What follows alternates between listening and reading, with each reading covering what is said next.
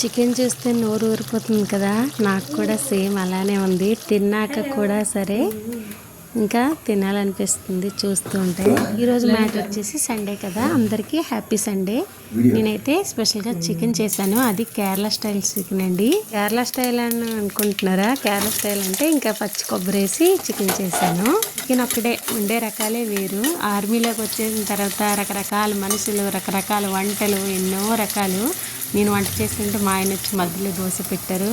Dosa with chicken combination excellent అంటే excellent ఉంటుంది, మీరు ట్రై చేయండి. మీరు ఎప్పుడైనా ఇలా కేరళ స్టైల్ చికెన్ చేశారంటే యాజ్ ఇట్ ఈజ్ మనం వండుకునేలా ఉంటుంది. కాబట్టి దీంట్లో ఎండు కొబ్బరి ఇంకా ధనియాలు ఫ్రై చేసి పేస్ట్ చేసి వేసానండి. సూపర్ అంటే సూపర్ వచ్చింది, ట్రై చేయండి. మధ్య అంతా నేను వీడియో పెట్టట్లేదు, ఎందుకంటే వచ్చేసి నా మొబైల్ రీసెట్ కొట్టేసరికి మొత్తం వీడియోస్ అన్నీ పోయాయి. నేను యూట్యూబ్లో పెట్టాలనేసి ఒక 20-30 వీడియోస్ వరకు నేను షూట్ చేసుకొని వాయిస్ ఓవర్ ఇచ్చి రెడీగా ఉంచానండి.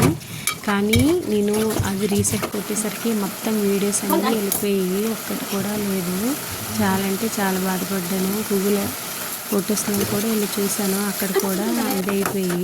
నేను రీసెంట్గా ఇన్స్టాగ్రామ్ కూడా స్టార్ట్ చేశాను, నాకు తెలియదు ముందు యూట్యూబ్లోనే చేశాను. ఇన్స్టా కూడా స్టార్ట్ చేశాను. ఈ పిల్లలు ఇక్కడ వర్క్ ఇంకా ఈ సోషల్ మీడియా అంతా బ్యాలెన్స్ చేయడం చాలా కష్టంగా ఉంది.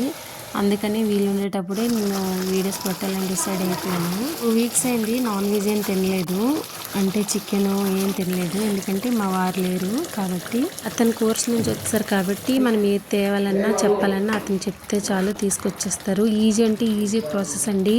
నేను చూపించిన విధంగా చేసేయండి, చాలా అంటే చాలా బాగుంటుంది. ఒక స్పెషల్గా మసాలా ప్రిపేర్ చేసుకోవాలి. Thanks for watching, do subscribe, like చేయండి.